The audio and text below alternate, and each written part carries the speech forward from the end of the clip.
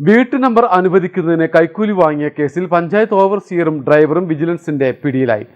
തിരുരങ്ങാടി സ്വദേശി തിലായിൽ ഷഹീർ ബാബുവിന്റെ പരാതിയിലാണ് arrest. Nannambra panchayat overseer P Jahsal, താൽക്കാലിക ഡ്രൈവർ ദിജിലേഷ് എന്നിവരെയാണ് വിജിലൻസ് തന്ത്രപരമായി പിടികൂടിയത്.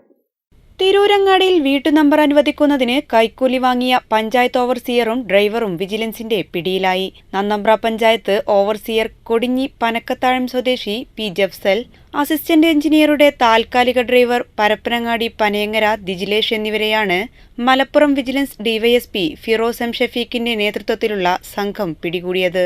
ചെറുമുക്ക് സ്വദേശിയായ തിലായിൽ ഷഹീർ ബാബുവിന്റെ പരാതിയിലാണ് നടപടി.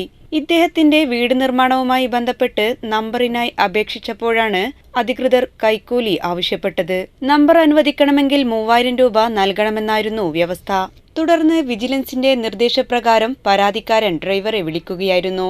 വെള്ളിയാഴ്ച ഓഫീസിൽ വരാൻ പറഞ്ഞതിന്റെ അടിസ്ഥാനത്തിൽ പരാതിക്കാരൻ പഞ്ചായത്ത് ഓഫീസിൽ വെച്ച് 3000 രൂപ കൈമാറി. സംഭവസ്ഥലത്തുണ്ടായിരുന്ന വിജിലൻസ് സംഘം ഓവർസിയറെയും ഡ്രൈവറെയും പിടികൂടി. അസിസ്റ്റന്റ് എഞ്ചിനീയർക്ക് വേണ്ടി വാടകയ്ക്കെടുത്ത വണ്ടിയുടെ ഡ്രൈവറാണ് ദിജിലേഷ്. ഇദ്ദേഹം ഓവർസിയറുടെ ഏജന്റായി നിന്ന് പണം വാങ്ങുകയായിരുന്നെന്ന് ഡിവൈഎസ്പി പറഞ്ഞു. ഇരുവരുടെയും അറസ്റ്റ് രേഖപ്പെടുത്തിയ ശേഷം കോഴിക്കോട് വിജിലൻസ് കോടതിയിൽ ഹാജരാക്കി. ഡിവൈഎസ്പിക്ക് പുറമെ സിഐ ഗിരീഷ് കുമാർ, എസ്ഐ മോഹനകൃഷ്ണൻ, ശ്രീനിവാസൻ എന്നിവരുടെ നേതൃത്വത്തിലാണ് പിടികൂടിയത്. News desk Malabar times.